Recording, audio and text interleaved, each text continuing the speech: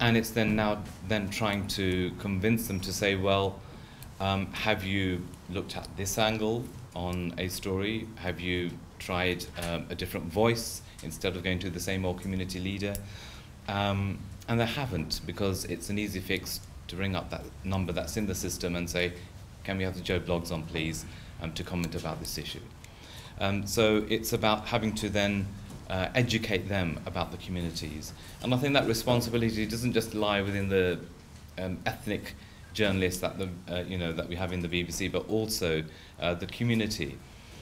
And in recent times, I think there's been a slight change, because we are beginning to hear some new voices, but I think more needs to be done in terms of the community coming forward themselves and saying, we have a voice, we are intelligent thinking people, and we feel just like everyone else, And a good example of that is when the Manchester attacks happened, and I was producing the Late Show, so the story actually broke whilst we were on air.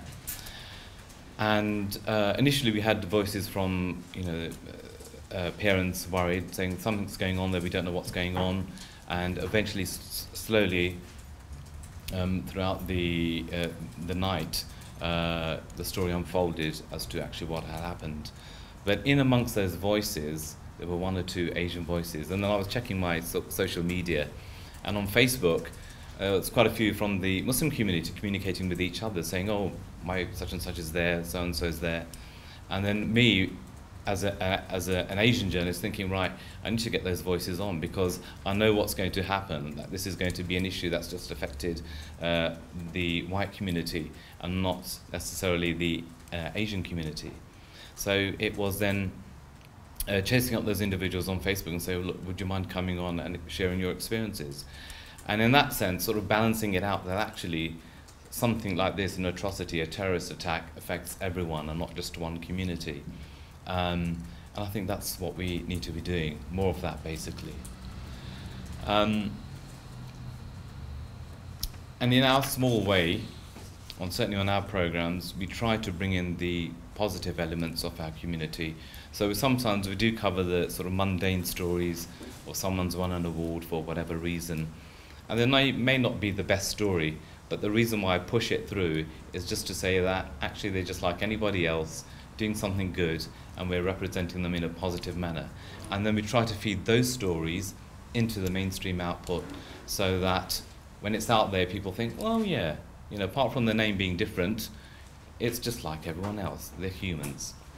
And also through our programs, as I mentioned, we take on young journalists, get them through the back door, I suppose, in a sense, so they get a chance to experience what the media is all about. It's a bit of a stepping stone for them from Asian programs to get into mainstream journalism. And that's what we try to push, because I don't think in a few more years they'll probably do away with any sort of community program element at the BBC. So it's really important to use the time that we have to get young people engaged in the media, and that's what we need. We need people from all those different ethnic backgrounds to join the BBC.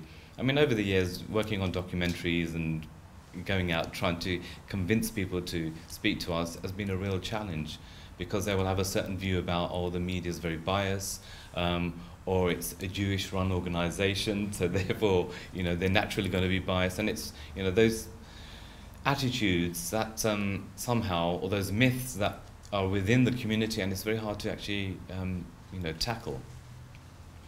And that's always been the challenge. So I think it works at both ends. Journalists need to be doing more to engage with those communities and have a better understanding, and for communities to say, well, okay, the media is a mighty, terrible beast, but we need to sort of challenge it and tackle that beast and make sure our voices are heard.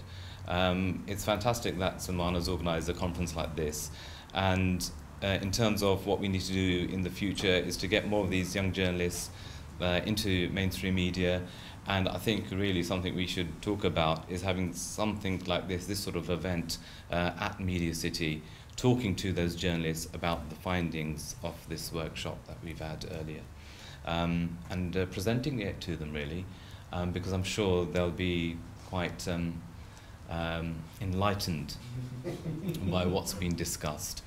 Because on a day-to-day basis, they come in, they're given a story, they go out, they get the story, get the voices, cut it and put it out on air. And during that process, have they actually thought about their words? Have they thought about the communities they're representing?